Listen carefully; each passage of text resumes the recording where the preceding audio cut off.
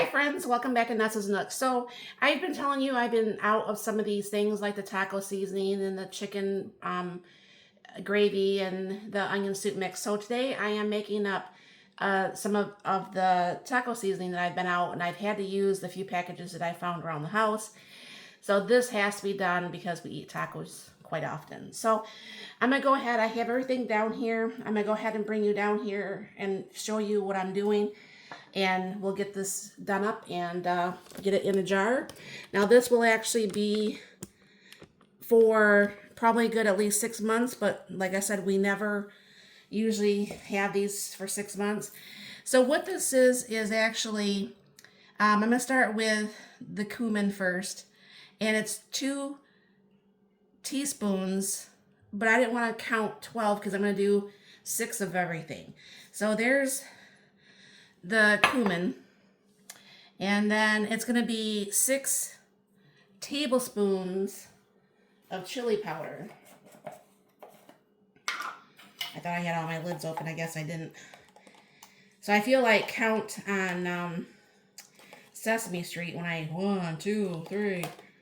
So 4, 5, 6.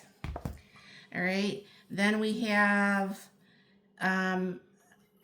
paprika, 6 teaspoons. And they say preferably smoked, and mine's not smoked, but it'll work.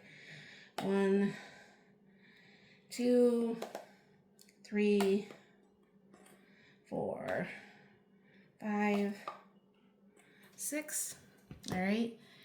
Then the sea salt. Now, I'm just a firm believer it doesn't need as much salt. I'm only going to go ahead and put half the amount. So I'm going to go ahead and put only 3 instead of the 6, because I don't like our stuff to be extra salty.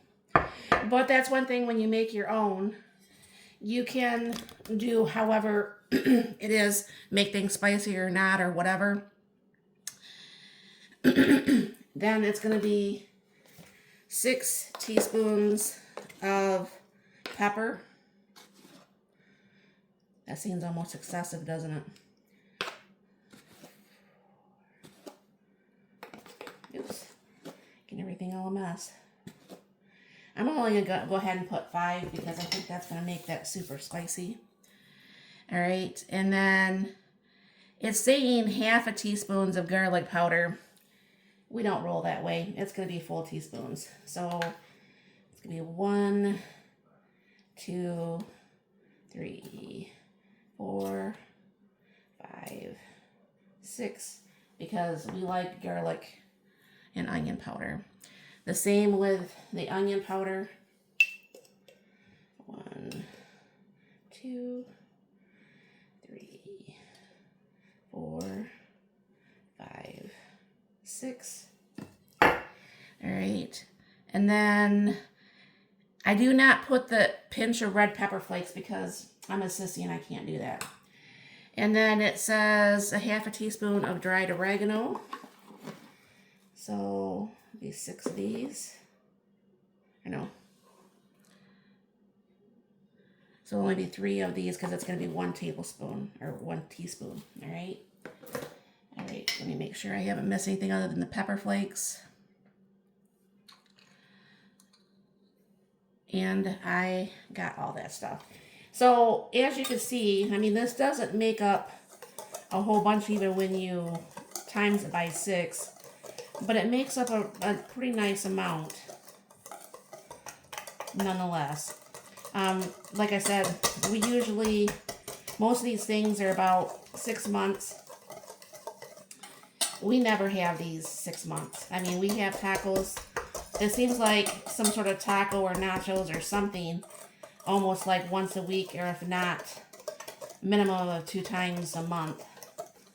And that is my onion that's getting a little bit harder. I don't like the powdered onion, but it is what it is.